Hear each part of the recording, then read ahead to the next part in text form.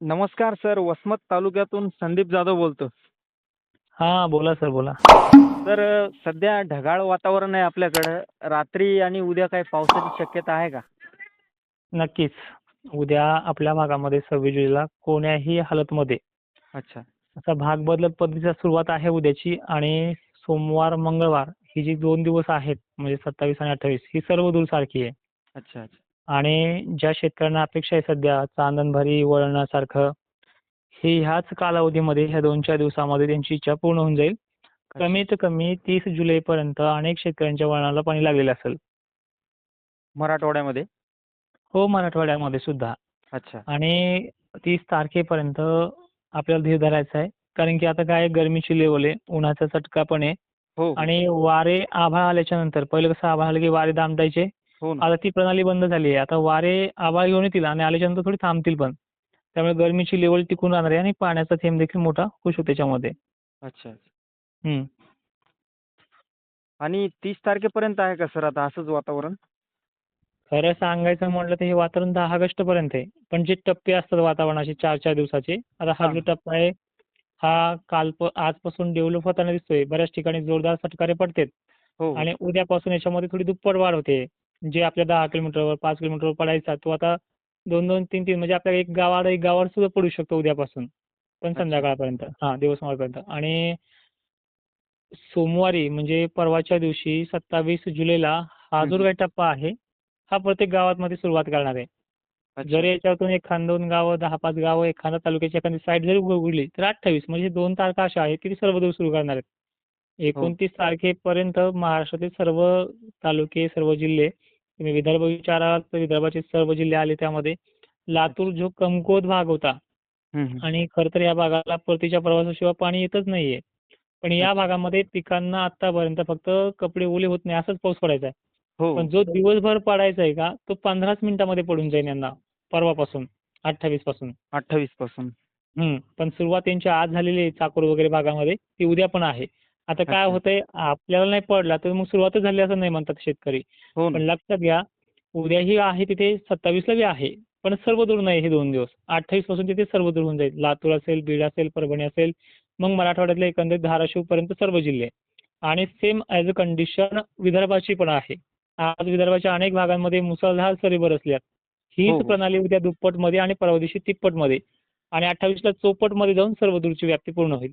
म्हणजे एकपट वाढलं म्हणजे 25%, दुप्पट वाढलं म्हणजे 50% ची कॅपॅसिटी आणि तीनपट वाढलं म्हणजे 75 ते चौथ्या दिवशी 4 पट असे हे 28 पर्यंत अनेक भाग कव्हर होतील आ 29 पर्यंत. आणि सर दुसरी एक गोष्ट, हं, एक हवामान अभ्यासक आहेत त्यांच्या तोंडून मी असं ऐकलं, की हिंगोली जिल्हा आणि धुळे जिल्हा या हं. 2 जिल्ह्यांमध्ये यावर्षी पाऊस कमी आहे. पिकं जिवंत राहतील एवढाच पाऊस पडेल असं त्यांचं म्हणणं आहे. पण हे इतर हे जिल्ह्यांच्या पहा तुलनेमध्ये कमी आहे म्हणतात. खरं आहे का हे? तुम्हाला मी एक सांगतो लक्षात घ्या. हां, हां. खरीप दुष्काळाची सुरुवात झाली आहे आंब्याच्या फुलोऱ्यापासून. हो. हं. बरोबर. तेव्हापासून आंब्याच्या फुलोऱ्यापासून सुरुवात झाली. माझा रिपोर्ट आला की तो पण अंदाज बदलला. हो, हो. त्यानंतर दुसरी महत्त्वाची गोष्ट आहे जो IMD असेल किंवा नोवा संस्था असेल, जो जगाची टॉप लेव्हलच्या ह्या संस्था आहेत. अच्छा. हो आता ना. नाशिकच्या क्षेत्राचं जर पाहिलं तर तिथे 8ही धरणं भरले. जायकवाडी 45% पूर्ण भरली आहे. हो, एका महिन्याच्या आतमध्ये ह्या 3 दिवसामध्ये. हं. हो. तुम्ही फक्त 5 ऑगस्टपर्यंत थांबा. जो धुळे आहे तो 28 ते 29 तारखेला वळणं भरेपर्यंत तिथे पाणी असणार आहे. अच्छा. आणि जो तुमचा हिंगोली आहे, मला तुम्ही कॉल 2 दिवसाला 1 दिवसाला जर केला रेकॉर्डिंग अपडेटसाठी, मी हां, तुमचा हां. वेळ फक्त 30 जुलैचा सांगितलाय. ह्या 30 जुलैला तुम्ही मला परत विचारा की कसा पाणी झालाय? अहो याच्यामध्ये काय चालू आहे माहिती आहे का? गगनागणित हवामान तज्ञ झालेत. मला पण वाटतं ही गोष्ट बंदच करावी. कारण की कोणी म्हणतंय 27 आणि 28 साली पुढच्या वर्षी सुद्धा दुष्काळ पडणार आहे. हो, हो. बरोबर आहे. खरं सांगायचं म्हटलं तर एकाच सीझनचा टप्पा जो असतो, उन्हाळ्यामध्ये समजतं की पावसाळा कसा राहील. ॲज हो अ ना. कंडिशन अशी आहे की तुम्हाला मी मागे घेऊन जातो 2 वर्षापूर्वी. 2023 मध्ये तुमच्या भागामध्ये अनेक ठिकाणी वाशिमला उन्हाळ्यामध्ये पाऊस झाला होता वळणभरासारखा, राईट? बरोबर. हो, हो. त्याचे परिणाम झालेत पावसाळ्यावरती. हो, पण हो. ह्या वर्षी तसा प्रणाली विकसितच झाली नाही उन्हाळ्यामध्ये. मग त्यामुळे मी वारंवार सांगितलं त्या रिपोर्टमध्ये पण, की हो ना. जितका उन्हाळा कडक तितका पावसाळा भडक आहे. लेट येईल पण थेट का होईना येईलच. आणि तुम्हाला तुमच्या माहितीस्तव सांगतो, की मराठवाड्याचं जीवनदायिनी जायकवाडी धरण 5 ऑगस्टपर्यंत 65% पार होणार आहे. त्यानंतर पश्चिम महाराष्ट्राच्या पाण्या प्रश्न तर मिटणारच आहे. पण मराठवाड्यात सुद्धा 5-6 ऑगस्टपर्यंत बऱ्याच भागांचा मिटून जाईल आणि परतीचा पाऊस येऊस तर हे जे हा, काही हा. तुमची येलदरी धरणं आहेत, आणखीन बरीचशी धरणं आहेत, यांचाही मिटेल. आणि एका महिन्यात ठरवलं जात नाही की हा दुष्काळ आहे म्हणून. दोन्ही अच्छा. महिने ठरवले जात नाही की दुष्काळ आहे म्हणून. सप्टेंबर पूर्ण होऊ द्या.